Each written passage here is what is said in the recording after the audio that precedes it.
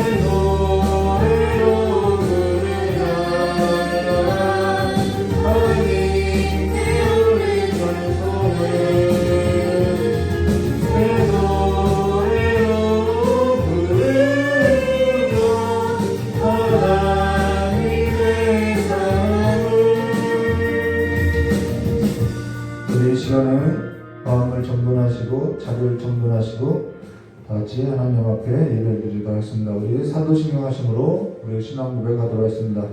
전능하사 천지를 만드신 하나님 아버지를 내가 믿사오며 그 외아들 우리 주 예수 그리스도를 믿사오니 이는 성령으로 잉태하사 동정녀 마리아에서 나시고 본디오 빌라도에게 고난을 받으사 십자가에 못 박혀 주시고 장사한 지 사흘 만에 죽은 자 가운데서 다시 살아나시며 하늘에 오르사 전능하신 하나님 우편에 앉아 계시다가 저리로서 산자와 중자를 심판하러 오시리라. 성령을 믿사오며 거룩한 공예와 성도와 서로 분업과 죄를 사할 준 것과 몸이 다해 사는 것과 영원히 사는 것을 믿사옵나이다. 아멘.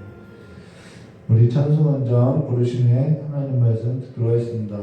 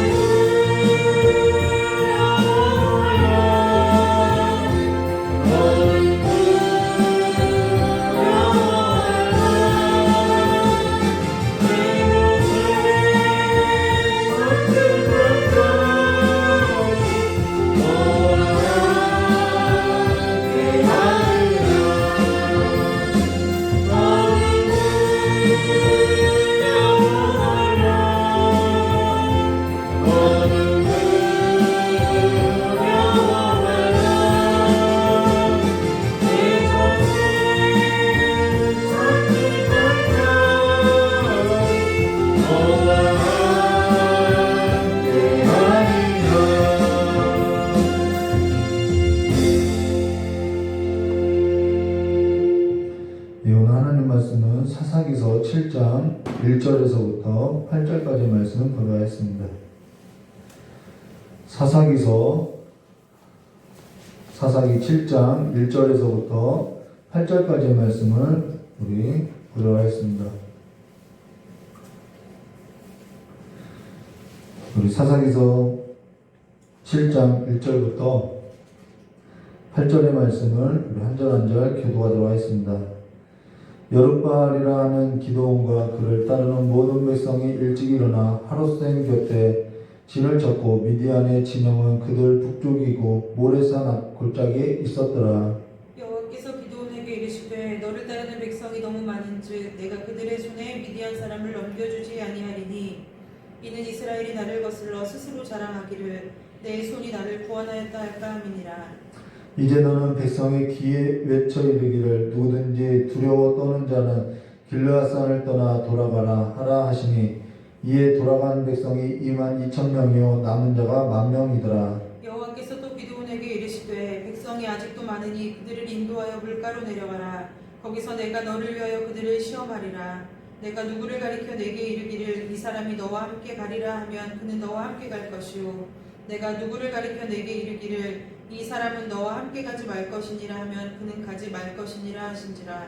이에 백성이 인도하여 물가로 내려가매 여호와께서 기드온에게 이르시되 누구든지 개가 핥는 것 같이 혀로 물을 핥는 자는 너는 따로 세우고 또 누구든지 무릎을 꿇고 마시는 자들도 그와 같이 하라 하시더니 손으로 움켜대 입에 대고 핥는 자의 수는 300명이요 그 외의 백성은 다 무릎을 꿇고 물을 마신지라.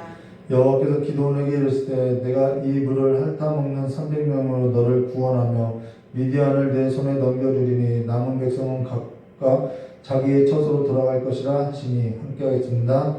이에 백성이 양식과 나팔을 손에 든지라. 기드온이 이스라엘 모든 백성을 가깝게 장막으로 돌려보내고 그 300명은 머물러 하니라.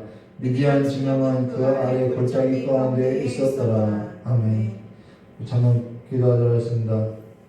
참 조신 하나님 아버지, 날마다 성령으로 말미암아 하나님께서 듣게 하시는 하나님의 음성을 이제는 듣고 사는 자들이 될 수 있도록 마음의 눈을 열어주시겠고 마음의 길을 열어주셔서 마음에 할례 없는 자들이 아닌 마음에 할례를 받은 자들로서 하나님의 음성을 듣고 살아가는 부드러운 심령이 될 수 있도록 복을 내려주시었고 날마다 주의 음성을 듣고 행하는 거룩한 백성들로서 믿음의 순종이 있는 거룩한 삶이 되게 하여 주시길 간절히 원하오며 깨어오신 예수님의 이름으로 축복하며 기도드리옵나이다. 오늘은 사사기서 7장 1절부터 14절의 말씀으로 듣게 하시는 하나님이라는 제목으로 우리 한 절 한 절 보도록 하겠습니다. 사실 하나님은 우리에게 있어서 끊임없이 말씀하지만은 그에 반하여 사람은 하나님의 음성에 귀를 기울이지 않고 살거나 아니면 귀를 닫고 있다라는 것이죠. 물론 우린 그런 사실이 없다고 변명할 수도 있다라는 것입니다. 하나님께서 우리에게 말씀하시지 않은 것이 아니냐라고 말할 수도 있겠지요. 그러나 하나님께서는 우리에게 늘 말씀해 오셨다라는 것입니다. 그러고 하나님의 음성이라는 것은 어떠한 특별한 사람만이 소유하는 것이 아니고 또 어떠한 특별한 은사로서 생각하여서 우리는 또 거기에 있어서 귀를 기울이지 않고 있는 경우들이 있다는 것이죠. 물론 하나님의 음성에 있어서 하나님은 은사자들로 하여금 권면이나 위로나 설교나 그 밖에 다양한 방법으로도 하나님의 음성을 전달하기도 한다는 것입니다. 그러나 은사자가 자신에게 특별한 은사가 있기 때문에 하나님의 음성을 듣고 하나님의 음성을 전달한다라고 생각지 않고 있다는 것이죠.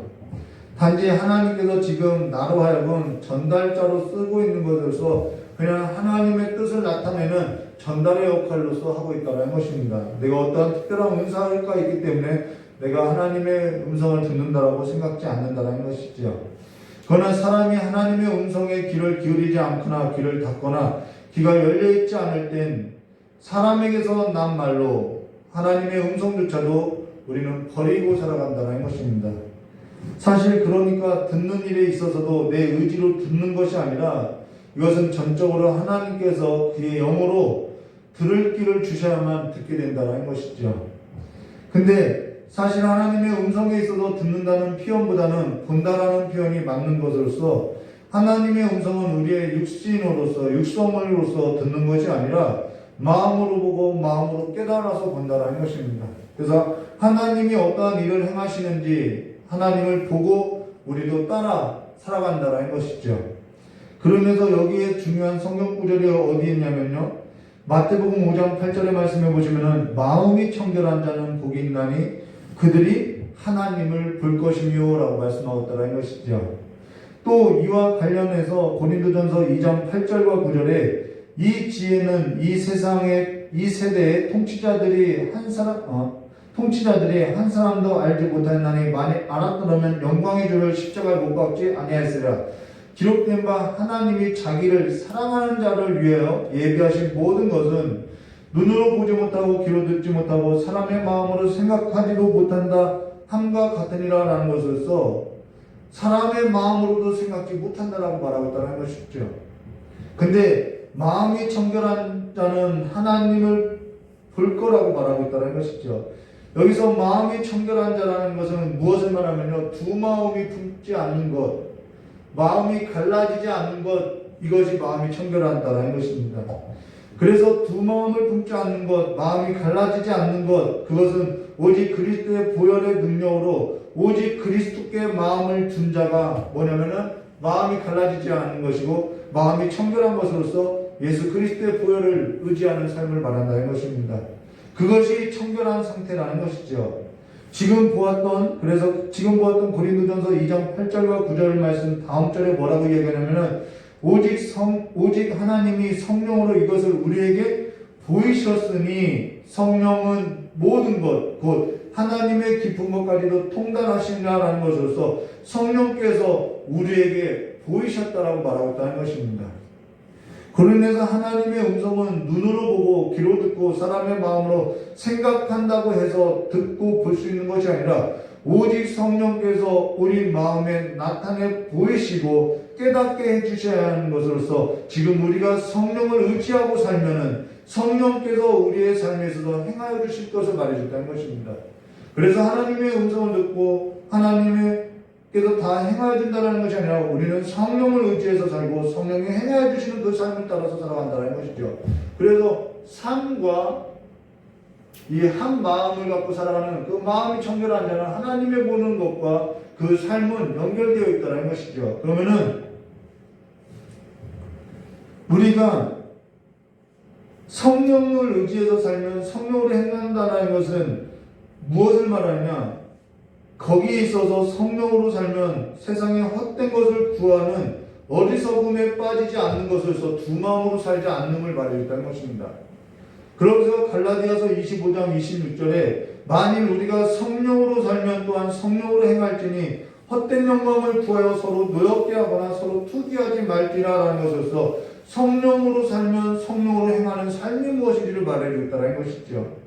그러면은 성령으로 행하는 삶에 있어서 구체적으로 무엇을 말해주고 있냐면 그 이후에 뭐라고 하냐면 에베소서 3장 14절과 19절에 그의 영광의 풍성함을 따라 그의 성령으로 말미암아 너희 속사람을 능력으로 강건하게 하시며 믿음으로 말미암아 그리스도께 너희 마음에 계시게 하옵시고 너희가 사람 가운데 뿌리를 박히고 터가 굳어져서라는 것으로서 이게 사도 바울의 끊임없는 기도였던 것으로서 무엇을 말하냐면 속사람이 강건하게 되기를 기도하고 있다는 것입니다.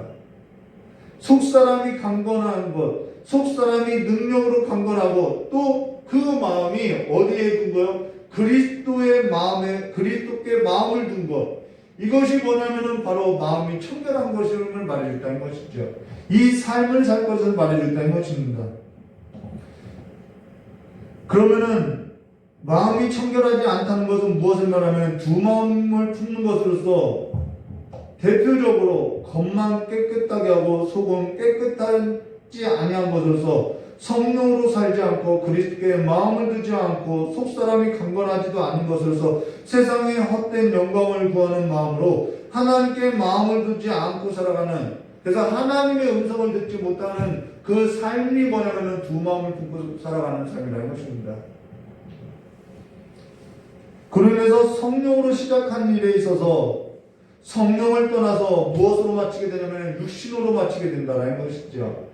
그래서 성경 구절 갈라디아서 3장 3절에 너희가 이같이 어리석으냐 성령으로 시작하였다가 이제는 육체로 마치겠느냐라고 경고하고 있다는 것입니다. 근데 지금 이것을 언급하는 이유가 뭐냐면은 사사 기도원의 삶 안에 이러한 요소가 잠재되어 있는 것으로서 우리가 지금 사사 기도원에 관해서 전부를 보지 않았지만은 사사 기도원의 삶에 있어서 불길한 조짐이 보이고 있다는 것입니다. 이것을 우리에게 나타내 보여주고 있다는 것이죠. 그러면 이 일에 있어서 우리가 하나씩 살펴보면요, 사사기서 7장 1절로 보면요, 여룻바알이라 하는 기드온과 그를 따르는 모든 백성이 일찍이 일어나 하루셈 곁에 진을 쳤고 미디안의 진영은 그들의 북쪽이요 모레산 앞 골짜기에 있었더라라고 하는데, 우리가 앞서 기드온은 어떤 사람이라고 우리가 보았냐면은 그는 출애굽 세대도 아니고 정복 세대도 아니라 이 시대의 사람과 같은 사고를 하는 것으로서 합리적인 사고를 가지고 살아가는 것이 너무나도 자연스러운 세대로서 합당한 이유와 합당한 근거로서 논리적으로 행동하는 세대임을 말해줬다는 것입니다. 근데 그가 점차 하나님의 합리적인 방식에 의해서 선택적인 순종을 하고 있더라는 것이죠. 그러나 선택적인 순종이라는 것은 온전한 순종을 말하는 것은 아니라는 것입니다. 그러나 선택적인 순종을 하게 된 그 삶에서는 우리가 선택을 하게 되죠. 이 선택적 순종을 하는 이 삶은 어떠한 삶을 기반으로 하냐면은 거룩한 불화를 동반한다는 것이죠. 무언가를 선택하면은 반드시 무언가를 버려야만 한다는 것입니다. 그로 인해서 어떤 것을 선택하면 어떤 것을 버려야만 한다는 것이죠. 그로 인해서 거기에는 갈등이 일어나고 거룩한 불화가 있고 외부로부터의 공격도 있을 수 있다는 것이죠. 우리가 이것을 지난 시간에 보았던 거죠. 내적으로는 거룩한 불화가 있었던 것이고 외부로부터는 감당하기 힘든 어려운 상황들이 펼쳐져 있다는 것이죠. 이것이 선택적인 순종을 할 때 우리의 삶에 겪게 되는 일이라는 것입니다. 근데 이때 어떠한 일을 했냐? 우리가 지난 사사기서를 보면요, 34절과 35절에 여호와의 영이 기드온에게 임하시니 기드온이 나팔을 불매 아비에셀의 뒤를 따라 부름을 받으니라. 기드온이 또 사자들을 온 므낫세에 들어보내매 그들이 모여서 그를 따르고 또 사자들을 아셀과 스불론과 납달리에 보내매 그 무리도 올라와 그를 영접하더라라는 것에서 기드온에게 하나님의 영이 임하니까 그가 사람들을 끌어모으고 있더라는 것이죠. 뭔가 불길하다는 것이죠. 그러고 기드온이 그를 따르는 무리와 함께 어디에 이르게 되냐면 하루셈, 이 하루셈에 진을 쳤고 미디안 진영은 그 북쪽 모래산 앞 골짜기에 있는데 여기 이스라엘이 진 이 하루셈이라는 뜻이 뭐냐면 떨다, 두려워하다라는 뜻이라는 것입니다. 지금 이 말은 이들이 하루셈에 진을 친 것은 지금 이들의 마음의 상태가 어떠한지를 보여주고 있다는 것이죠. 그러면은 이들이 떠는 이유, 두려워하는 이유와 근거가 어디에 있느냐? 그건 딱 하나예요. 크기와 규모와 수의 논리에 의해서 이들이 압도되어서 떨고 있고 두려워하고 있다는 것입니다. 이들이 떠는 이유가 어디에 있냐면은 미디안의 크기와 규모와 수 앞에 합리적인 사고를 갖고 그것을 바라보았더니 확률적으로 통계적으로 이길 확률도 없고 이긴 통계도 없더라는 거죠. 그로 인해서 이 일에서 해결할 수 있는 방법이 뭐냐? 그들보다 더 많이 모이면은 더 크면은 이길 수 있겠다라는 것입니다. 미디안이 많이 있기 때문에 우리도 많이 있어야만 이길 수 있다라는 것이죠. 그러나 앞서 우리가 하나님의 말씀이 무엇이었냐면요, 사사기서 6장 15절과 16절에 이렇게 말씀하고 있죠. 그러나 기드온이 그에게 대답하되 오 주여 내가 무엇으로 이스라엘을 구원하리이까?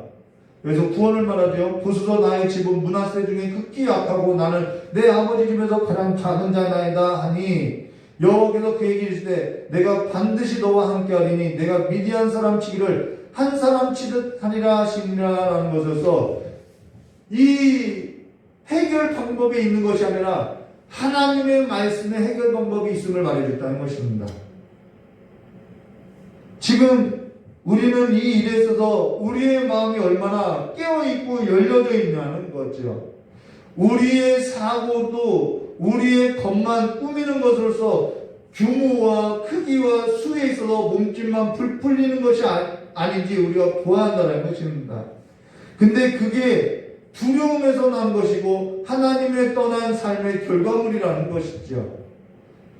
하나님은 확률이 적고 통계가 맞지 않아도 내 실력이 부족해도 붙게 하시면 붙게 하시는 것이고요. 확률이 크고 통계가 많고 내 실력이 충분하다고 해도 하나님은 떨어지게 하시면 떨어지게 된다는 것입니다.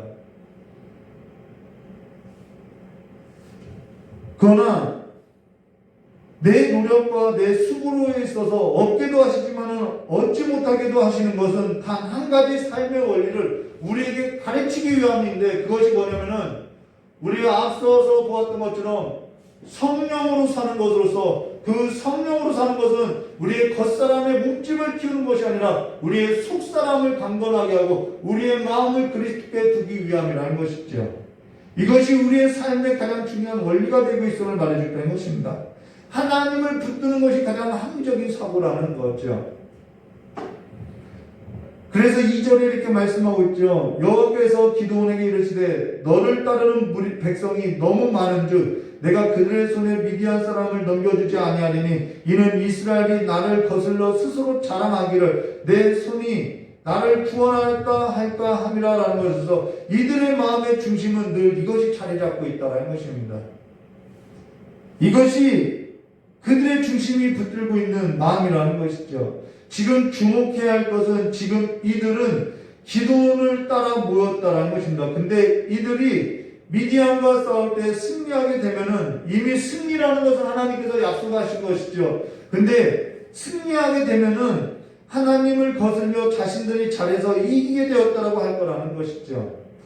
그러면서 자만하게 될 것이고, 그러면서 그 마음은 하나님을 중심에 두지 않고 살아가는 것으로서 사람의 문제가 늘 여기서부터 시작된다는 것입니다. 근데 합리적인 사고에 있어서 이게 맞는 얘기라는 것이죠. 적군이 많으면은 우리도 많이 있어야만, 우리도 힘이 있어야만 싸울 수 있는 것, 이것이 아니냐라고, 이것이 확률적으로 맞는 것이 아니라고 말을 하는 것이 우리로 볼 때는 맞는 말이라는 것입니다. 근데 그러면서 무엇을 보지 못하냐면은 하나님을 보지 못하고 하나님께서 함께 하심을 알지 못한다는 것입니다. 그로 인해 하나님과의 관계에 있어서는 자격이나 조건을 우리는 슬며시 끼워넣고 살아가는 것으로서 내 의만을 마음에 두고 살아가고 있다는 것이죠. 그러니까 그 마음이 날마다 갈리워져서 두 마음이 되어서 하나님을 보지 못하고 살아간다는 것이죠. 그러면서 3절 말씀 보시면 이렇게 말씀하죠. 이제 너는 백성의 귀에 외쳐 이르기를 누구든지 두려워 떠는 자는 길르앗산을 떠나 돌아가라 하라 하시니 이에 돌아간 백성이 22,000명이요 남은 자가 10,000명이었더라 라는 것으로서 하나님은 이들이 생각했던 그런 해결 방법이 아닌 다른 방법을 제시하고 있다는 것입니다. 그들과 전혀 다른 생각을 하고 있다는 것이죠. 그게 뭐냐면은 32,000명 중에서 두려운 사람은 떠나 돌아가라는 것으로서 22,000명이 떠나 돌아가게 됐다는 것입니다. 그로 인해서 몇 명이 남게 됐냐면은 1만 명이 남게 됐다는 것이죠. 근데 떠나간 사람은 이렇게 말할 수 있죠. 떠나라고 했으니까 그것도 순종이 아니냐라고 말을 한다면은 뭐 할 말은 없겠지만은, 근데 뭐가 문제냐면은 항상 떠난 사람이 문제가 될 것이 아니라, 뭐 그 사람들은 떠났으니까 문제가 될 것이 없지만은 남겨진 사람은 어떻겠냐는 거죠. 싸울 의욕이 있겠냐는 거예요. 남겨진 사람은 지금 수를 보고 있었는데 그 수가 절반 이하로 3분의 2가 떠났으면 그들의 삶에 있어서는 어떻겠냐는 거죠. 남겨진 사람만 근심하고요, 고민하고요, 신음하고요, 몸부림치게 된다는 것입니다. 저것이 그러한 삶이 있었던 것으로서 합리적인 사고의 틀을 가지고 확률을 따지고 통계를 보고 규모와 크기와 수 앞에 넘어졌던 삶으로서 끊임없이 계속해서 얻게 되더라는 것이죠. 그래서 끝까지 함께하지 못하는 삶을 살더라는 것이죠. 그로 인해서 우리의 마음이 하나님을 보지 못하고 하나님께서 행하실 일을 있어서 보지 못하고 순종하지 못한다는 것입니다. 지금 내가 보고 사는 것은 하나님을 보고 사는 삶이 아니라는 것이죠. 그게 지금 이 세대와 같다는 것입니다. 그로 인해서 하나님은 우리 가운데 지금 들어와서 우리의 삶에 뭔가를 행하시고자 있다는 것이죠. 그것이 뭐냐면은 4절 말씀부터 보시면 이렇게 말씀하죠. 여호와께서 또 기드온에게 이르시되 백성이 아직도 많으니 그들을 인도하여 물가로 내려가라. 거기서 내가 너를 위하여 그들을 시험하리라. 내가 누구를 가리켜 내게 이르기를 이 사람이 너와 함께 가리라 하면 그는 너와 함께 갈 것이요 내가 누구를 가리켜 내게 이르기를 이 사람은 너와 함께 가지 말 것이냐 하면 그가 가지 말 것이냐 하신지라 라고 하고 나서요 우리 5절부터 8절까지 말씀을 보도록 하겠습니다. 이에 백성을 인도하여 물가로 내려가며 여호와께서 기드온에게 이르시되 누구든지 개가 핥는 것 같이 혀로 물을 핥던 자들은 너는 따로 세우고 또 누구든지 무릎을 꿇고 마시는 자들도 그와 같이 하라 하시더니 손으로 움켜 입을 대고 핥는 자의 수는 300명이요 그 외의 백성은 다 무릎을 꿇고 물을 마신지라. 여호와께서 기드온에게 이르시되 내가 이 물을 핥아 먹은 300명으로 너를 구원하며 미디안을 내 손에서 넘겨주리니 남은 백성은 각각 자기의 처소로 돌아갈 것이라 하시니 이에 백성이 양식과 나팔을 손에 든지라. 기드온이 이스라엘 모든 백성을 각각 그의 장막으로 돌려보내고 그 300명은 머물게 하니라. 미디안 진영은 그 아래 골짜기로 가운데 있었더라라고 말을 하고 있더라 이 것입니다. 근데 지금 전시 상황이라는 거예요. 미디안의 그 많은 수와 지금 대치 중에 있다라는 것이죠. 언제 쳐들어올지도 모르는 상황이라는 것입니다. 근데 그 전시 상황 중에서 22,000명을 돌려보낸 것이 눈에 보이지 않겠냐는 거죠. 22,000명을 돌려보내고 1만 명이 남았는데 지금 그 전시 상황에서 1만 명을 끌고 물가에 가서 물을 먹게 했는데 9,700명은 개가 하는 것 같이 혀로 물을 핥았고 300명은 무릎을 꿇고 손으로 움켜쥐어서 물을 마셨다라고 이야기하고 있다는 것입니다. 근데 지금 이 모습에 있어서 어떻게 볼 거냐는 거죠. 유대 납비는 9,700명은 바알 아세라에게 절하지 않은 자이고 300명은 절한 자이고 300명은 그렇지 않은 자라고 해석한다는 것입니다. 그리고 일부 목회자는 전시 상황에서 300명은 미디안이 침입할까봐 사방의 경계를 삼아서 먹었던 자이고 근데 9,700명은 경계도 하지 않고 먹었던 자라고 이러한 해석을 하는데 이건 잘못된 해석이라는 것이죠. 지금 사람에게 주목할 문제가 아니라는 것입니다. 여기서 선별 기준은 사람들이 어떠한 방식으로 물을 먹었느냐 거기에 있지 않다라는 거예요. 저 사람이 이 사람보다 낫고 이 사람이 저 사람보다 낫다 이 말을 하는 것이 선별 기준이 아니라는 것이죠. 조금은 엉뚱하겠지만요. 저는 반대로 이런 생각도 했어요. 오히려 300명이 눈치를 본 거 아니냐는 거죠. 9,700명은 눈치도 보지 않고 막 물을 먹은 거 아니냐고 이렇게 반대로 생각할 수도 있는 거죠. 사실 저는 이 글을 읽을 때 300명은 운도 없지라는 생각을 했다는 것입니다. 이건 저의 마음이었어요. 왜 하필 300명에 끼어들어서 왜 300명에 택해서 왜 그 전장에 나갔을까? 저는 두려움이 많이 있는 사람이거든요. 전에 두려운 사람은 가라고 할 때 그때 갔으면 근데 그때 눈치 보느라고 못 가서 이번에는 조금 걸리지 않았으면 했는데 이거 정말 운 나쁜 건 아니냐는 거죠. 저는 이런 생각을 했었다는 것입니다. 근데 300명의 나를 포함시켜준 것이 너무나도 큰 은혜더라는 거예요. 지금 970년보다 300명이 나아서가 아니라 300명을 택하신 그 이유와 근거는 사실 수가 적어서 택하였다. 그 말도 맞지만은 그 말보다도 더 정확한 표현은 뭐냐면 하나님께서 그냥 수가 적은 쪽을 택하셨다라는 것입니다. 하나님께서 그냥 수가 적은 쪽을 택하셨다라는 것밖에는 이유가 되지 않는다라는 거예요. 그러면은 선별 기준이 수가 많고 적음에 있는 것이냐? 아니요. 하나님께서 그냥 수가 적은 쪽을 택하셨다라는 것이죠. 이것은 말이 다른 거죠. 그러면 하나님께서 수가 많은 쪽도 택할 수도 있다라는 거죠. 여리고성을 무너뜨리고 아이성을 무너뜨리고자 할 때 수가 많은 쪽을 택했던 것을 볼 수 있다는 것입니다. 하나님이 그렇기 때문에 선별의 기준은 수가 많냐 적으냐 그것도 아니라 하나님의 기준이라는 것이죠. 그런데 자꾸 이 수의 관점으로서 수를 적은 쪽에서 택하였다고 말한다는 것입니다. 아니요.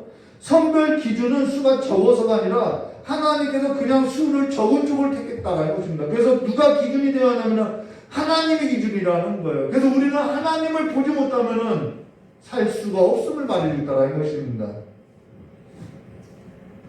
그러니까 지금 300명이라고 하여서 이들이 의인이냐? 저는 이들을 영웅으로 의인으로 만들 이유가 없다라고 본다는 것이죠. 성경은 하나님께서 하신 일에 있어서 우리에게 들려주는 것으로서 그가 어떠한 분인지를 우리에게 계속적으로 들려주고 있다는 것입니다. 그래서 그분을 신뢰할 수 있게 한다는 것이죠. 근데 사람은 어디에 딜레마에 빠지냐면요. 이것에 딜레마가 빠진 것이 뭐냐면 사람은 적은 것으로서 큰 일을 하면은 사람을 위대하게 보더라는 거예요. 반대로 사람이 큰 것을 가지고 작은 일을 하면은 사람을 영웅으로 보지 못하고 의인으로 보지 않더라는 것이죠. 늘 사람은 거기에 빠져 있다는 것입니다. 사람이 큰 것을 가지고도 적은 일을 할 수도 있고요. 사람은 적은 것을 가지고도 큰 일을 할 수 있어요. 사람이 큰 것을 가지고도 적은 일을 하면 사람을 사람으로 보지 아니하고 악인으로 만드는 경우들이 있는 이 모든 가치 판단은 그 선별의 기준은 세상의 크기의 논리라는 것이죠. 우리의 삶에 있어서의 가치 기준 모든 것은 하나님이 되어야 한다는 것입니다. 그리고 8절에 이어서 이렇게 말씀하고 이에 백성이 양식과 나팔을 손에 든지라. 이 말은요 좀 개역개정 성경이 번역을 좀 이렇게 확실하게 안 해줬는데 이 말은 남은 300명에게 식량과 나팔을 남겨주고 떠났다라는 말이라는 것입니다. 그러고 나서 9절 말씀 보시면 이렇게 말씀하죠. 그 밤에 여호와께서 기드온에게 이르시되 일어나 진영으로 내려가라. 내가 그것을 내 손에 넘겨주었느니라 라는 것으로서 내가 그것을 내 손에 넘겼다라고 이야기했다는 것입니다. 근데 여기서 보는 것은 현실은 우리는 늘 이 현실을 문제 삼고 있다는 거예요. 현실은 아직 넘겨지지 않았다는 것이죠. 근데 하나님은 우리에게 뭐라고 하면 이미 넘겨주었다라고 말을 한다는 것입니다. 여기에 간격이 있는 거죠. 근데 우리는 하나님의 구원의 계획 속에서 이미 다 이루어진 사실이라는 것입니다. 그러나 지금 하나님의 구원의 그 완성된 계획이 아직 현실 가운데 이루어지지 않았지만은 그것은 이미 이루어진 것으로서 우리는 이 갭을 어떻게 연결해야 하냐면은 하나님의 그 구속에 있어서 믿고 순종할 때 하나님의 그 구원의 역사는 현실 가운데 반영된다는 것입니다. 그래서 믿고 걸어가야 한다는 말을 하고 있다는 거예요. 선택적인 순종이 아니라 이제는 그 선택적인 순종에서 이제는 온전한 순종으로 나아갈 것을 말해줬다는 것이죠.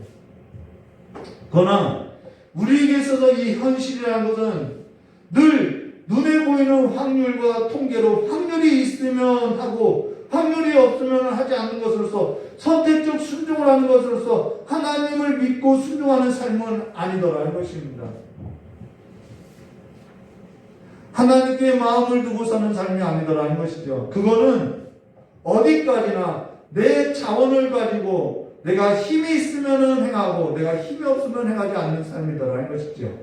그것은 내 자원을 가지고 내 힘을 밑밥에 깔고 사는 것으로서 하나님의 은혜만 빌려 쓰는 것으로서 자신이 이러한 복을 받은 것은 하나님께서 나를 복을 주신 것으로서 이렇게 내가 복을 받았다라고 자랑하는 삶으로서 사실 자신을 그렇게 나타내 보이는 삶이라는 것입니다. 그러면은 다시 성경으로 돌아와서 9,700명은 돌아가고 300명이 남게 되는데 그러면 더 누가 근심하게 되느냐? 당연히 남게 된 300명이 더 근심하게 되고요. 그것도 그 중에서도 기도원이 더 근심하게 된다는 것입니다. 근데 성령께서 그렇게 근심하게 하시는 삶이 구원을 본다라는 거죠.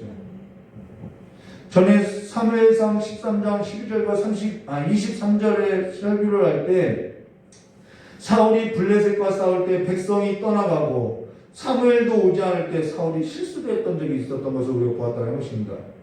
지금 기도원도 그만큼 근심할 때라는 것이죠. 근데 하나님이 기도원이 어떠한지 모르시느냐? 아니죠. 하나님은 다 아시지요. 그로 인해서 10절에 이렇게 말씀하셨죠. 만일 내가 내려가기를 두려워하거든 내 부하 불화와 함께 그 진영에 내려가서 라는 말로써 이미 하나님은 기도원이 두려워하는 것을 알고 있다는 것입니다. 그래서 그 미디안 진영으로 내려가서 뭔가를 하라고 하는데 사실상 이것조차도 쉽지 않은 문제라는 것이죠. 적군의 진영에 들어가는 것이 쉬운 일이라는 거죠. 그런데 하나님은 우리에게 있어서 계속적으로 한 발 한 발 발을 뛰게 한다는 것입니다.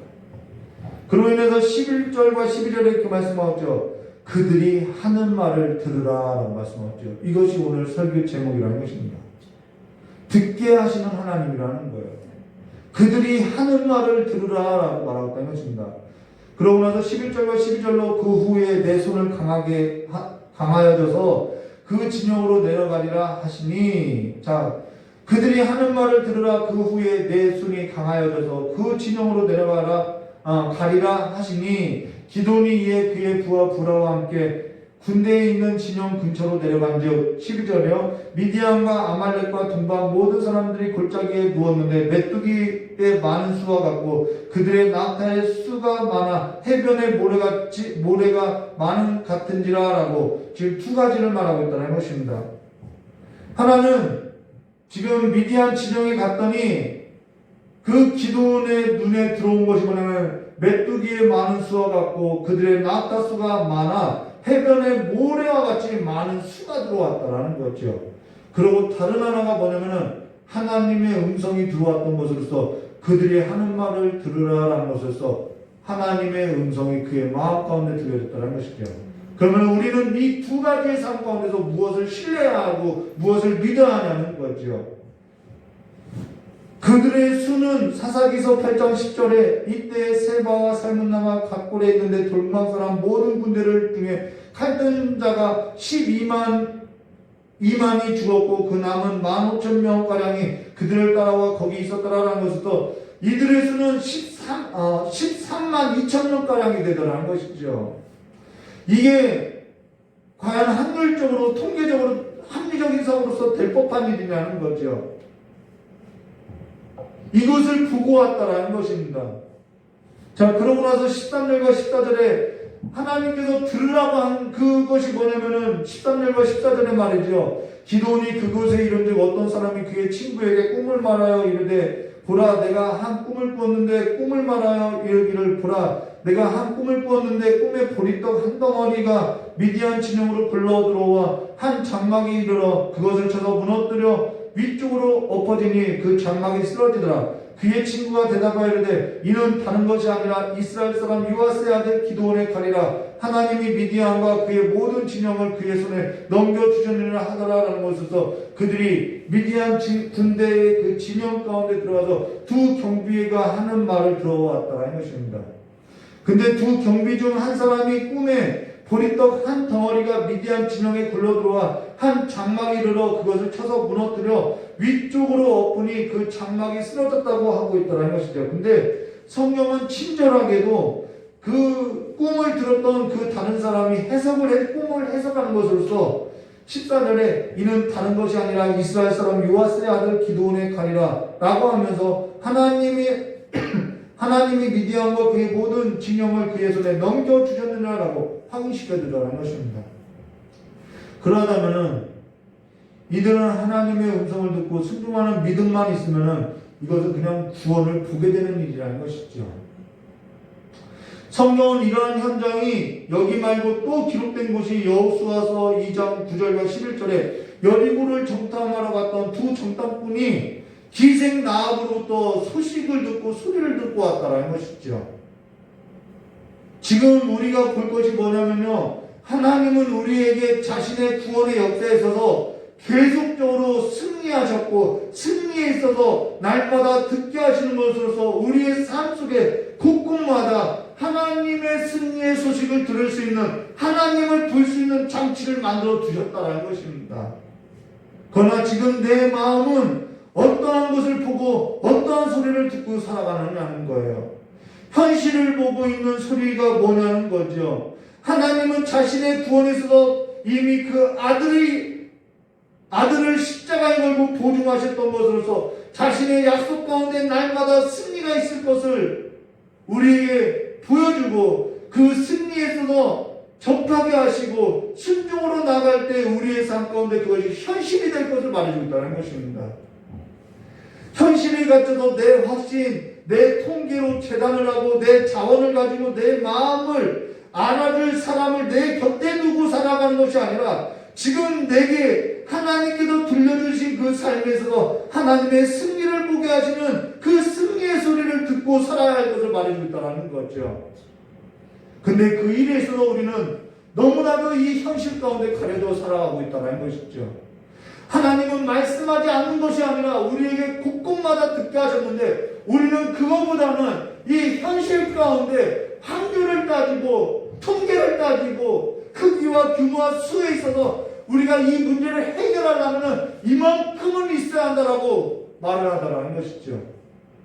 늘 거기에 속고 살아가고 있다는 것입니다. 그러면서 우리 앞서서 지난 시간에 언급했던 사사기서 6장 34절과 35절을 다시 볼까요?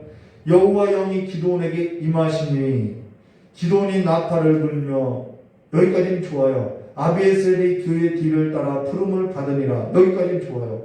기드온이 또 사자들을 온 므낫세에 두루 보내매, 누가 보낸 거냐면 기드온이 보내는 거예요.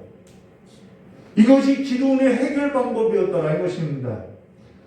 그들도 모여서 그를 따르고 또 사자들을 아셀과 스불론과 납달리에 보내매 그 무리도 올라와 그를 영접하더라라는 것에서 하나님의 영으로 시작했던 일을 사람의 많고 적음을 의지하고 있다는 것이죠.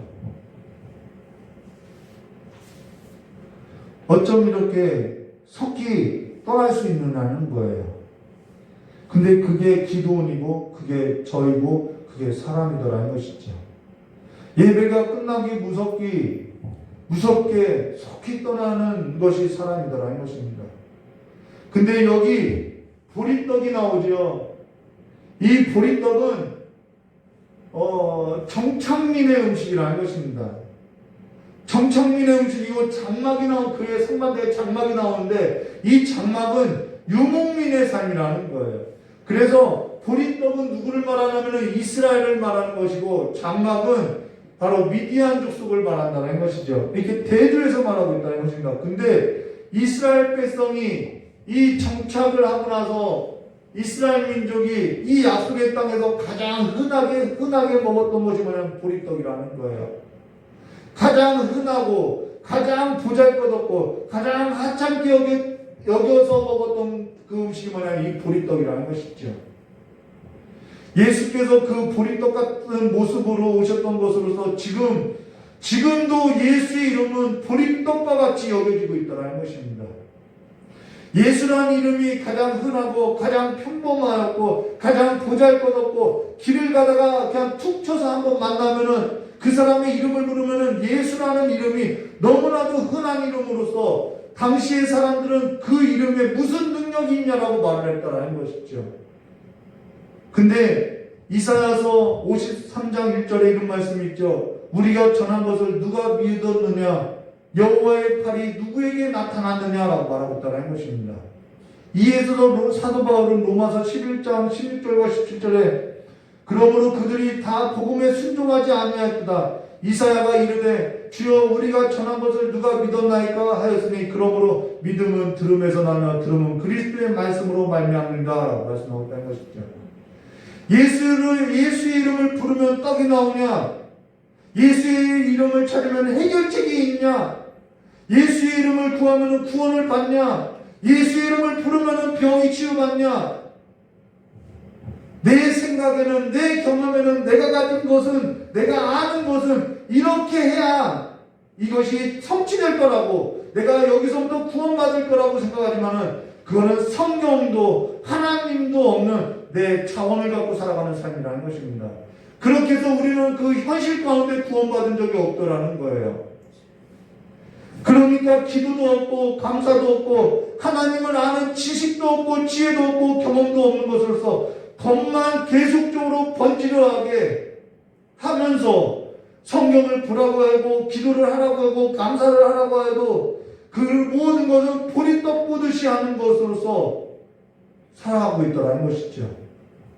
지금 우리가 빼어야 할 칼은 나를 도려내야 할 삶임을 말해줬다는 것입니다. 하나님의 음성에 있어서 귀를 기울이지 못하는 우리의 마음에 있어서 할례를 해야 한다는 거예요.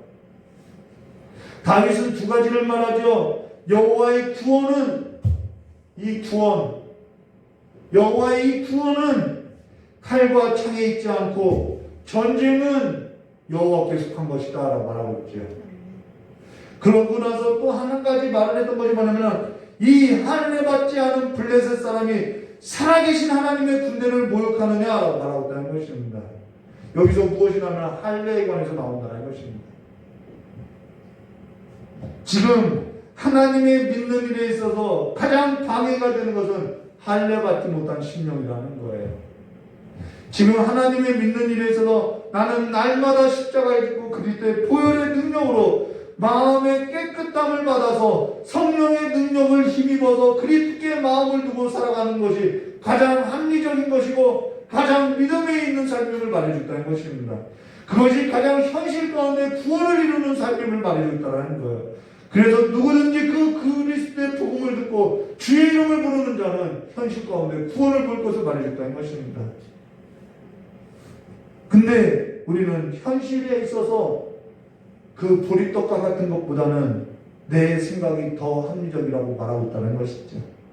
지금 하나님의 구원의 약속 안에서 그 구원의 약속 안에 있는 십자가에서 이루어진 승리의 소식이 내 귀에 기울여지고 그리스도의 보혈의 능력으로 내 마음이 청결하게 된 삶으로서 성령의 능력으로 살아가는 삶으로서 겉을 번지르게 하는 것이 아니라 속사람이 강건하며 그리스도의 마음을 두는 삶으로서 아버지의 하나님의 그 사랑 가운데 뿌리를 박은 자로서 그 깊이와 그 길이와 그 높이와 깊이가 있는지 그 깨달음이 하나님 앞에서 충만한 삶으로서 나는 날마다 구하는 삶인지 구한다는 것입니다.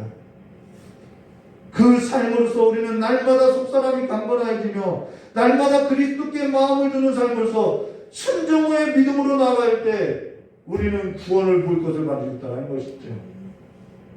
저 역시 욕심을 따라 죄를 쫓고 세상 나라 가운데 육신에 끌렸던 삶이 있고 지금도 그러한 삶이 있다는 것입니다. 그러나 그 삶이 어떠한지 너무나도 잘 알기 때문에 그 삶의 길을 등지고 살아가고 있다는 것이죠. 그러나 그 삶의 끝이 두려운 것이 아니라 정말 덧없이 두려운 것은 뭐냐면은 성령이 없이 살까봐 그것이 더 두렵다는 것입니다.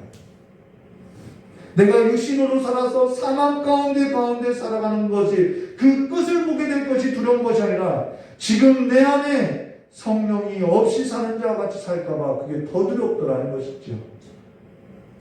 지금 내 앞에 큰 산이 있는 것이 두려운 것이 아니라 지금 내 생각이 대로 안 되고 내 욕심대로 안 되고 지금 내 실력이 없는 것이 두려운 것이 아니라 내 생각대로 내 욕심대로 내 뜻대로 내 실력을 가지고 성령을 의지하지 않고 성령을 떠나 살까 두렵다라는 것입니다. 내 이성이 아닌 내 지성이 아닌 내 감정과 내 의지가 아닌 이제는 십자가 위에 나를 버리고 나를 다시 살리신 그리스도께 마음을 두고 이제는 내 자원을 가지고 내 힘을 가지고 살아가는 것이 아니라 이제는 성령의 능력을 힘입어서 더 늦기 전에 이 주의 궁전 안에 살아가는 삶으로서 일어나시기를 주님의 이름으로 권면하며 주님의 이름으로 간곡히 부탁하니 이 마지막 날이 올 한 해가 다 가기 전에 마음을 새롭게 하여 마음의 변화를 입어 다시 한번 주와 함께 일어나는 거룩한 성도가 되시기를 주님의 이름으로 축원합니다.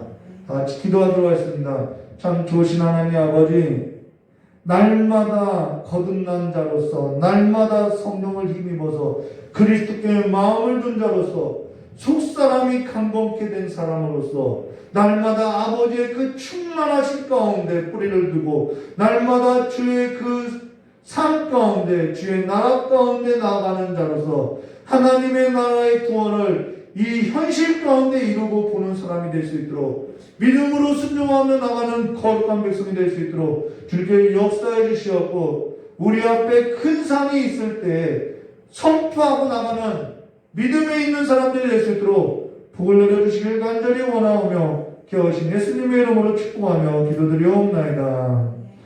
우리 찬송한장 부르심에 깨달은 말씀 붙들고 기도하고 주기도문으로 예배를 마치도록 하겠습니다. 그리고 내일은 송구영신 예배가 있는데요. 저녁 9시에 예배 영상을 올리도록 하겠습니다. 우리 찬송 부르도록 하겠습니다.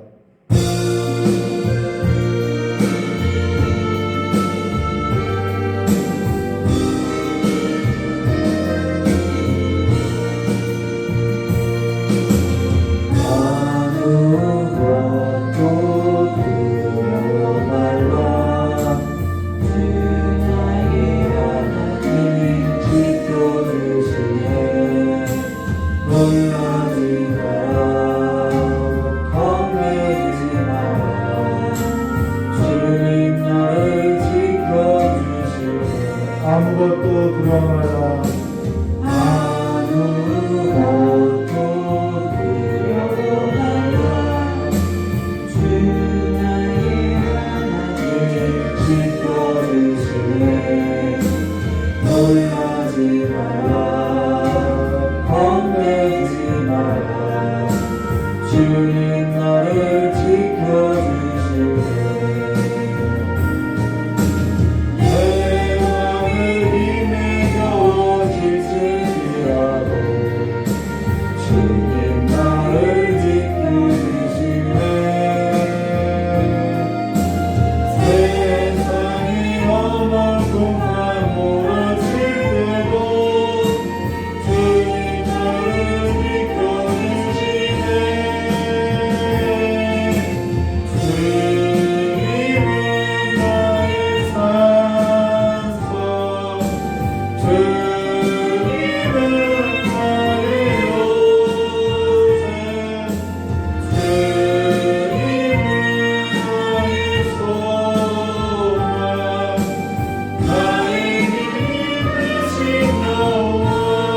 다시 한번 구가하도록 하겠습니다.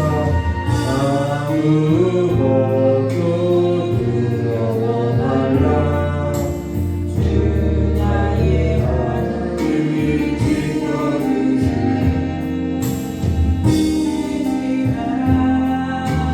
겁내지 마라. 겁내지 마라. 주님 나를 지켜주시네. 아무것도 두려워하지 말라. 아무것도 두려워 말라.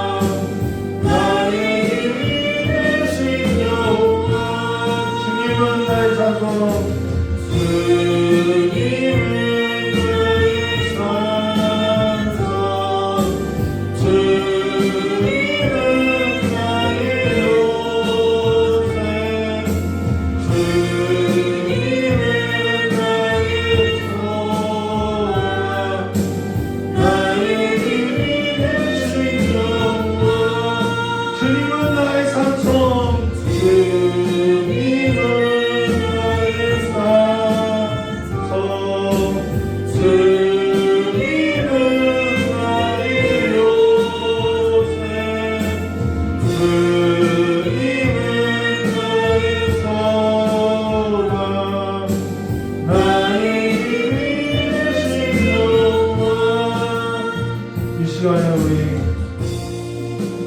우리 무너진 삶 가운데 아무것도 할 수 없다고 하는 이 삶 가운데, 이 현장 가운데, 이 현실 가운데 다시 한번 무릎을 꿇고 보리떡과 같은 주의 이름을 부르며 하나님께서 우리에게 승리의 소식을 가져다 주신 그 약속을 믿고 다시 한번 주와 함께 일어나는 기도의 시간이 되게 해달라고, 삶이 되게 해달라고, 다시 그 연약한 무릎을 일으켜 세워달라고. 이 시간에 이거 우리의 힘으로도 안 되고 우리의 의지로도 안 되고 우리의 능력으로도 안 돼요. 오직 성령의 능력을 힘입어서 다 함께 있는 현장 가운데 무릎을 꿇고 주여 일장 부르고 다 같이 기도하도록 하겠습니다. 주여, 주여, 주여,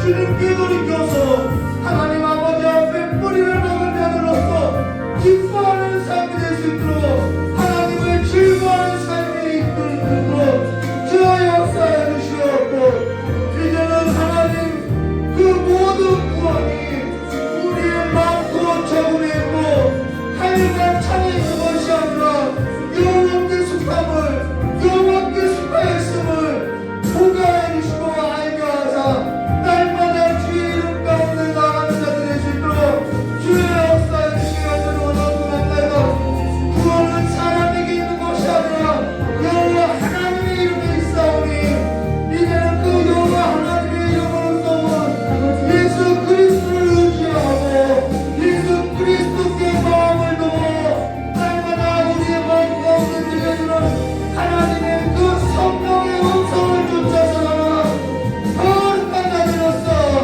현실 가운데 있는 내 목소리와 내 주변의 사람들을 보고 살아가는 것이 아니라 오직 하나님의 이름으로, 오직 하나님의 이름으로 살아가는 삶이 되시도록 주여 역사해 주시옵소서. 주여 일으켜 주시옵소서. 주여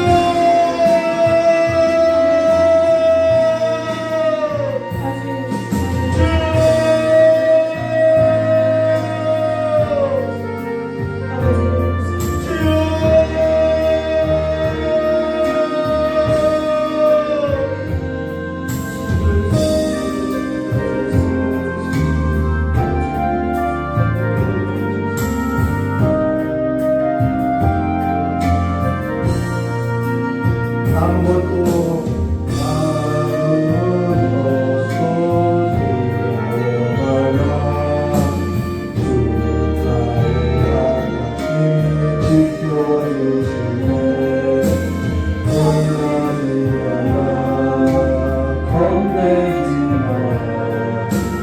주님 나를 지켜주시네. 내 맘에 힘에 겨우 지칠지라도 주님 나를 지켜주시네.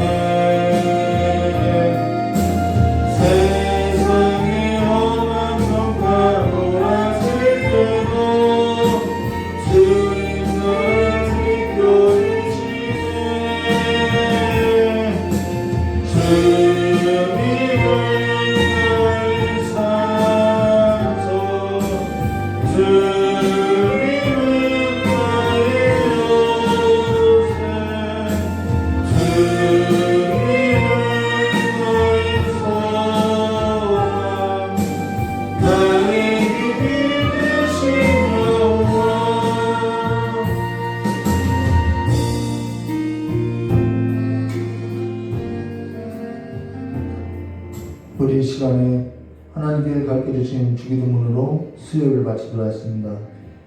하늘에 계신 우리 아버지여, 이름이 거룩히 여김을 받으시며 나라의 영광하시며 뜻이 하늘에서 이루어진 것 같이 땅에서도 이루어지이다.